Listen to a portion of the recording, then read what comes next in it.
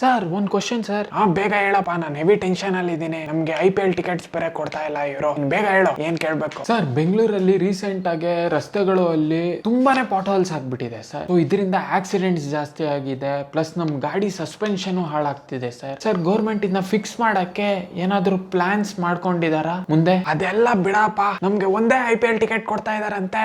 ಮತ್ last time ನಮ್ಗೆ Q ಅಲ್ಲಿ ನಿಲ್ಸ್ಬಿಟ್ಟು ಈ ಜನರಲ್ ಪಬ್ಲಿಕ್ ಜೊತೆ ಕೂರ್ಸಿದಾರಪ್ಪ. ನಾವು ಜನರಲ್ ಪಬ್ಲಿಕ್, ನಾವು VIP ಗೆ VIP ಟಿಕೆಟ್ ಕೊಡ್ಬೇಕು. ಅದು ಇವಾಗ ಒಂದೇ ಟಿಕೆಟ್ ಕೊಡ್ತಾರಂತೆ. ಅಟ್ ಲೀಸ್ಟ್ ನಮ್ಗೆ 4 VIP ಟಿಕೆಟ್ಸ್ ಬೇಕೇ ಬೇಕು ಎಲ್ಲಾ ಮ್ಯಾಚ್ಗೂ. ಆಮೇಲೆ ಲಾಸ್ಟ್ ಟೈಮ್ ನಮ್ಗೆ ಅದ್ ಯಾವ್ದೋ ಕೆಳಗಡೆ ಯಾವ್ದೋ ಸ್ಟ್ಯಾಂಡ್ ಅಲ್ಲಿ ಕೂರ್ಸವ್ರೆ, ಅದೇ ನಾರ್ಮಲ್ ಪಬ್ಲಿಕ್ ಜೊತೆ. ಈ ಸಲಿ ನಮ್ಗೆ ಒಂದ್ ಸಪರೇಟ್ ಸ್ಟ್ಯಾಂಡ್ ಬೇಕು MLAs MPs ಗೆ. ಸರ್, ಅದೇ ಜನರಲ್ ಪಬ್ಲಿಕ್ ನಿಮ್ನ ಎಲೆಕ್ಟ್ ಮಾಡಿ ಇವತ್ತು MLA MP ಮಿನಿಸ್ಟರ್ಸ್ ಮಾಡಿದ್ದೆ. ಮತ್ತೆ ನಿಮ್ಗೆ ಅದೇ ಪಬ್ಲಿಕ್ ಜೊತೆ ಕೂತ್ಕೊಳ್ಬೇಕಂದ್ರೆ ಯಾಕೆ ಸರ್ ಇಶ್ಯೂ ಆಗ್ತಿದೆ? ಅವ್ರು ಎಲೆಕ್ಟ್ ಮಾಡಿದ್ರೆ MLA ಅಲ್ವಾ? ನಾವಿವಾಗ VIP ಅಷ್ಟೇ, ನಮ್ಗೆ VIP ಪ್ರಿಫರೆನ್ಸ್ ಬೇಕಷ್ಟೇ. ಇದೆಲ್ಲ ನಮ್ಗೆ ಗೊತ್ತಿಲ್ಲ.